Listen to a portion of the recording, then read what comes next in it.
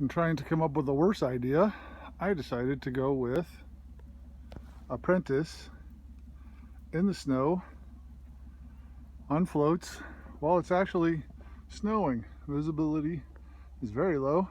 Got the yellow glasses on to help with visibility.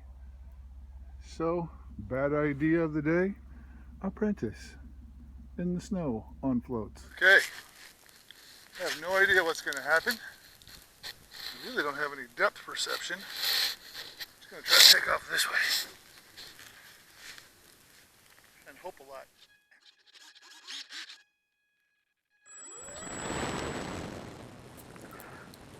I was really surprised at how quickly it took off. It wasn't nearly as close to that bush as it looked, and I could have climbed out a lot faster, but this is the first time it had flown with floats, and I had no idea what the trim was going to be or how stable it was going to be. So initially I just tried to keep it in close, do a couple of passes, get a feel for it, and see how it was flying.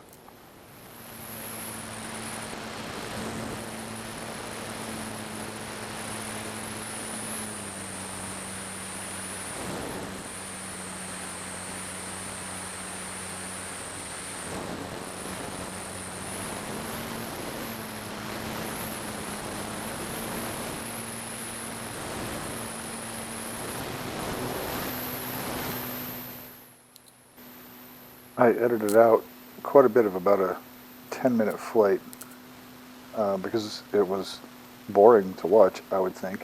I found myself flying at really fast, and then I started paying attention to the throttle and found that in order with the current trim to stay flat and level, I had to keep the throttle at about 90% to really feel solid and like it was in control. I think some adjusted up elevator would fix that, but I just wanted to make some more passes and get a feel for how it was going to come in on touchdown and landing.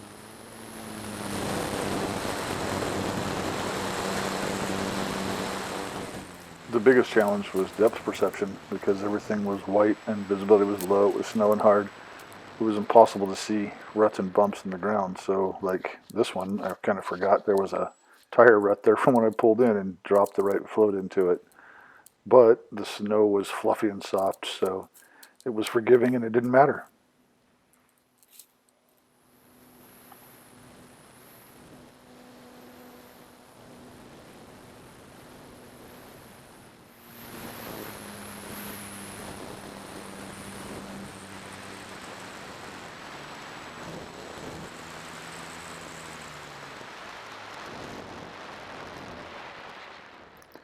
I found landing it to be super easy. It came in really smooth. The snow was nice and soft. And it wouldn't be me without at least one close encounter with a lamppost. So there was a bad decision there. And that actually was a very near miss and a tense moment. Overall, the plane just felt kind of heavy in the air, but it's solid. I did try one barrel roll just to see how it would do, and you saw the nose drop off real heavy at the end right there. It just did not want to put those floats above the fuselage, but the turns were nice. Visibility was low, so like right here, I got pretty far away. If it hadn't been for the dark markings on the wings, I'd have been in real trouble since it was a white plane on a white background. But I wanted to take a long, slow approach this time and really bring it in and see if I could touch down, and you'll see how soft it touches down when I'm on the ground. And then I tried to drive it around. So right there I'm on the ground.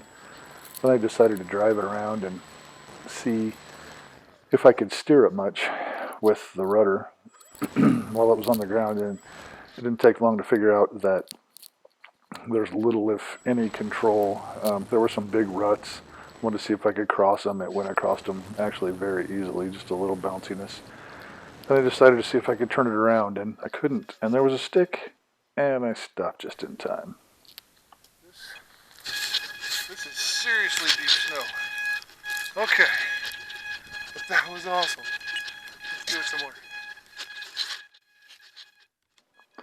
The lesson I learned right off is you want to start out pointed in a safe direction, because that's where it's going to go. And in bumps, if you hook a float, for example, you just might hit a street sign.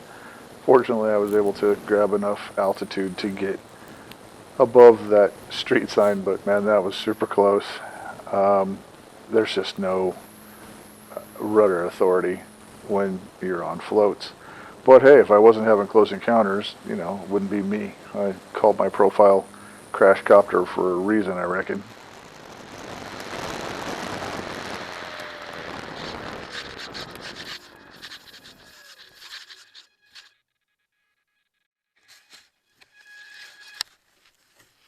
Okay, we still recording? We are.